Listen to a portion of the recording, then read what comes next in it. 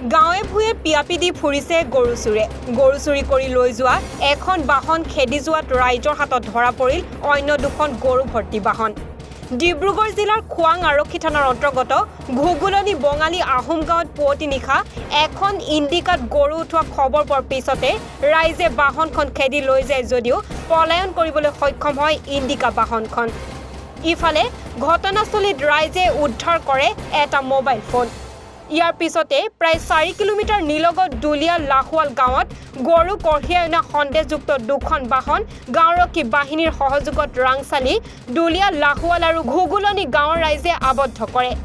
AS 23CC4839 নম্বৰৰ DI বাহনখনত 8টা আৰু AS 06CC4206 নম্বৰৰ AC বাহনখনত 6টা গৰু কঢ়িয়াই লৈ আনিছিল। গৰু কিনাৰ নথি পত্ৰক লৈ সন্দেহ হোৱাত ঘটনাস্থলীত উত্তপ্ত পৰিস্থিতিৰ সৃষ্টি হয়। অৱশেষত খোৱাং আৰক্ষীক গতাই দিয়ে গৰু ভৰ্তি বাহন দুখন। উদ্ধাৰ হোৱা মোবাইল ফোনটো স্থানীয় গাঁওবুঢ়া আৰু গাঁওৰক্ষী বাহিনীয়ে আৰক্ষীৰ হাতত জমা দিয়ে। নিশা প্ৰায় 3:35 মোলৈ আমাৰ স্থানীয় গাঁও প্ৰধানে মোলৈ ফোন কৰিছে যে এনেকৈ তেনেকুৱা কথা যে গাড়ী এখন আমি ইয়াত ৰখালোঁ, গৰু লৈ আহিছে, আহকচোন। VDP হিচাপে ময়ো মোৰ 2-4জন মানে সদস্যক মানে ফোন কৰি লগে লগে আহিলোঁ যে হয় গাড়ীখনত এখন AC গ'ল্ড গাড়ী হয়, তাত 6টা মানে গৰু আনিছে। গৰু অৱশ্যে তেখেতলোকে অকল 3টা গৰুহে তেতিয়া নমাইছিলে। তাৰপৰা ময়ো আহি পালোহি যেতিয়া আমি গোটেইখিনিয়ে সহযোগ কৰি গৰুকেইটা নমালোঁ। নমাই কাগজ পত্ৰবিলাক যিবিলাক আনিছে আমি চালোঁ সেইবিলাক। কিন্তু সেই কাগজ পত্ৰবিলাক দেখিলোঁ যে মানে গৰু বিকিছে কোনোবাই, চহী কৰিছে কোনোবাই, ঠিক তেনেকুৱা এটা ৰূপ হৈছে। আৰু এই ৰাস্তাইনো কিয় আহিবলগীয়া হ'ল সেই কথাটো সোধা হ'ল। এতিয়া তেখেতলোকে ক'লে যে আমি এইটো ৰাস্তাত এইটো কাৰণে আহিবলগীয়া হয় যে আমি থানাবিলাকক এৰি আহিবলগীয়া হয়, কাৰণ তেওঁলোকক আমি অতিৰিক্ত পইচা এটা দিব লাগে, যাৰ কাৰণে আমি এই ৰাস্তাটো আহিবলগীয়া হয়।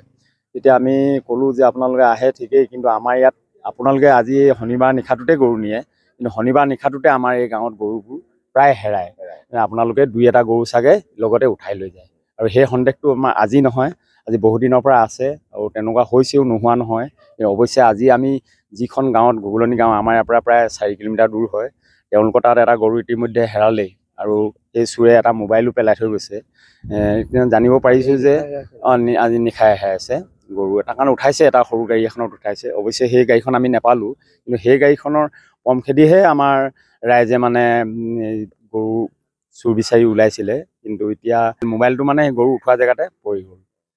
ইতিমধ্যে মোবাইলটো আমাৰ গাঁও প্ৰধানে লৈ অলপ পাছতে মানে থানাত এইটো চমজাই দিয়া হ'ব। অৱশ্যে এই মোবাইলটোৰ পৰাই কিন্তু এটা ভাল গেং উদ্ধাৰ কৰিব পাৰিব যদি আমাৰ পুলিচ প্ৰশাসনে যদি ব্যৱস্থা লয়, তেওঁলোকে সঠিকভাৱে যদি ব্যৱস্থা লয় আৰু ল'ব পাৰিব। আমি আৰু স্থানীয় ৰাইজ হিচাপে, গাঁওৰক্ষী হিচাপে বা গাঁও প্ৰধানে হওক, আমি এইটো কৰজোৰে তেওঁলোকক দাবী জনাইছোঁ যে মোবাইলটোৰ জৰিয়তে প্ৰকৃত চোৰক যাতে কৰায়ত্ব কৰি এই ৰাইজৰ গৰুকেইটা অৰ্থত মানে এই যিটো গোপালন, এই গোপালন ব্যৱস্থাটোত যাতে কিঞ্চিত হ'লেও আমাক সহায় কৰিব বুলি মই আশা ৰাখিছোঁ। যে গাড়ী এখনত গুচি আহিছে, গৰু তুলিলে নে নাই তোলা সেইটো সিমান সঠিককৈ ক'ব পৰা নাই, যদিও উঠোৱা যেন তাৰ অনুভৱ হ'ল।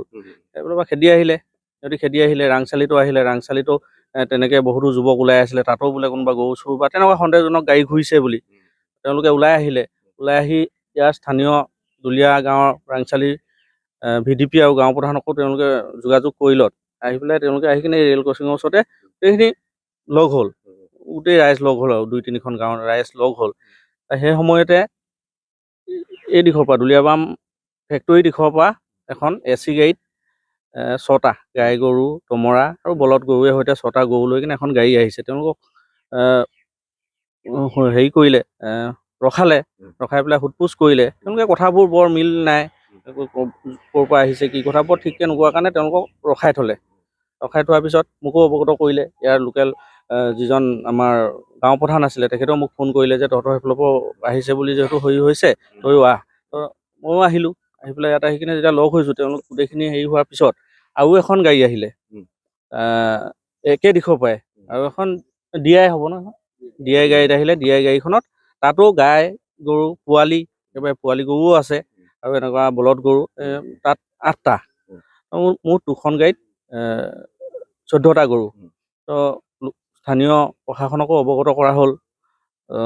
তাৰপিছত ইতিমধ্যে আমি ৰাতিপুৱা সময়ত গম পোৱা গ'ল যে ঘুগুলনিত য'ত প্ৰথম আমাৰ গাঁৱত গৰু তোলাৰ সন্দেহ কৰা হৈছিলে, সেইখিনিতে এটা মোবাইল ফোন তেওঁলোকে গাঁৱৰ এজন যুৱকে পাইছে ৰাতিপুৱা নিজৰ কামত ওলাই যাওঁতে এটা মোবাইল ফোন পাইছে। এইটো মোবাইল ফোনটো আপোনালোকে চাব পাৰে, মোবাইল ফোনটো পোৱা গৈছে। তো গতিকে আমাৰ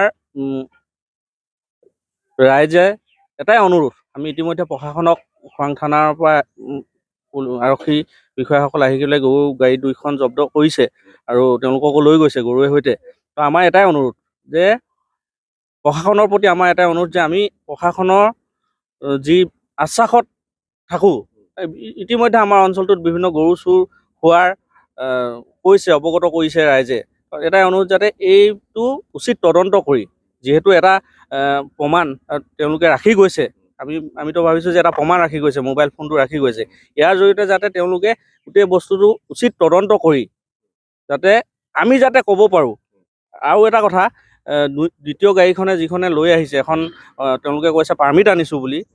আমি চাইছোঁ, তেতিয়া দেখিছোঁ যে সেই আমাৰ নাহৰকটীয়াৰ নমাটি গাঁৱৰ গাঁও প্ৰধান নাম কি আছিলে জানো, গাঁও প্ৰধানজনে এখন দি পঠিয়াইছে যে বিক্ৰী প্ৰমাণপত্ৰ দি পঠিয়াইছে। একেজন ব্যক্তিয়ে কিবা দিহিঙীয়া উপাধি এজন ব্যক্তিয়ে তেখেতৰ টকাৰ প্ৰয়োজন হোৱা 8টাকে গৰু বিক্ৰী কৰিলে বুলি এখন কাগজ দি পঠিয়াইছে সেই গাঁও প্ৰধানে। তো আমাৰ অনুৰোধ সেইটোও যাতে হয় যে প্ৰকৃততে গাঁও প্ৰধানে দিছেনে নাই দিয়া। এখন ধুনীয়া পেডত তেখেতে ইংৰাজীত এটা গভট অফ আছাম লিখা এখন ধুনীয়া অফিচ অফ দ্য গাঁও প্ৰধান এনেকৈ ধুনীয়া এখন পেড বনাই লৈছে। সেই পেডত তেওঁ গৰু ৰঙে সৈতে বিৱৰণ দি লিখিছে। সেইটো যদি তেখেতে যদি বৈধ কাগজ দিছে, একো আমাৰ কথা নাই। যদি সেইটো এটা তদন্ত কৰক আমাৰ প্ৰশাসনে, খোৱাং থানাৰ পৰা সেই স্থানীয় প্ৰশাসনৰ লগত যোগাযোগ কৰক, সেইটো আমাৰ আজি ৰাতিপুৱা মানে প্ৰায় 2টা-2:30মান বজাত আমাৰ গাঁওৰক্ষী বাহিনীয়ে ফোন কৰিলে যে গৰু চুৰ ওলাইছে, গতিকে আপোনালোকে ওলাই আহক। আমি ধুমাধুম ওলাই আহিছোঁ। মোৰ এখন গাড়ী আছিলে, মই গাড়ীখন লৈ ওলাই আহিছোঁ। VDP প্ৰেচিডেণ্টজনো নিজৰ গাড়ীয়ে আছিলে, গাড়ী লৈ গোটেই এৰিয়াটো আমি ঘূৰিলোঁ। সেই সময়তে সেইফালৰ পৰা আমাৰ ভূগোলনিতো গৰু চুৰ হৈছিলে, তেখেতলোকে সেইফালৰ পৰা ওলাই আহিলে। ওলাই আহি আমি গোটেইখিনি আলোচনা বিলোচনা কৰিলোঁ। গাড়ীখন কোন ছাইডে গৈছে আমি অলপ সোধ-পোছ কৰি ৰেল গেটৰ ওচৰলৈ আহিছিলোঁ। ৰেল গেটত যিহেতু নাইট চকীদাৰ থাকে, এইফালে গাড়ী পাৰ হৈ গৈছে। এইখিনি কথা বতৰা পাতি থাকোঁতেই এই আপোনাৰ দুলীয়াবাম দিশে এখন গাড়ী আহিলে। গাড়ী অহাৰ পিছত আমি ৰখালোঁ, দেখিছোঁ তাত পিছফালৰ নাম্বাৰটো নাই। এই আমাৰ দুলীয়াবাম দিশে গাড়ীখন আহি ৰখাই, নাম্বাৰ প্লেট নাই। চালোঁ গাড়ীত গাই গৰু এনেকুৱা আছে। যিহেতু আজি যোৱা 25 ডিচেম্বৰ দিনাখন 24 ডিচেম্বৰ দিনাখন আমাৰ ৰাংচালি নেপালী গাঁৱৰ পৰা ৰাংচালি এনেকৈ 8টা গৰু ৰাতি লৈ গ'ল। এইটো আচলতে আমি আৰক্ষীক খবৰ দিছোঁ যে এনেকৈ ৰাতি গৰু চুৰ হৈছে বুলি। কিন্তু এতিয়া যি দেখিছোঁ মই, আমাৰ এইটো ৰাস্তাত নাহৰকটীয়াৰ পৰা এইটো ৰাস্তাত কি ধৰণে গৰু আহিছে, তেখেতক সোধ-পোছ কৰোঁতে কৈছে কি আমি 8খন থানাত পইচা দি আহিব লাগে, সেইকাৰণে এইটো ৰাস্তা দি আমি এনেকৈ তিলৈ হৈ বাইপাছ হৈ ওলাই যাওঁ এনেকৈ বুলি কৈছে। গতিকে এইখিনি বহুত বিসংগতি আছে। আমাৰ ইয়াত যথেষ্ট গৰু হৈছে। আজিলৈকে মই সেইদিনা হিচাপ এটা দিছোঁ আমাৰ স্থানীয় প্ৰশাসনক, প্ৰায় 20 পৰা 30টা গৰু ইতিমধ্যে চুৰ হৈছে বুলি এইকেইদিনতে। মৰাণৰ পৰা ৰাজু মিশ্ৰৰ প্ৰতিবেদন, এনিভাৰো 24।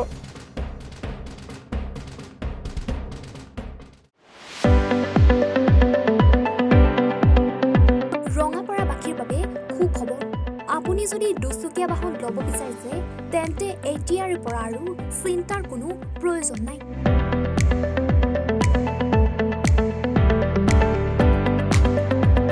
আপুনিও আহিব পাৰে DBP এছ'চিয়েটলৈ, বাজাজ টু হুইলাৰ ডিলাৰ।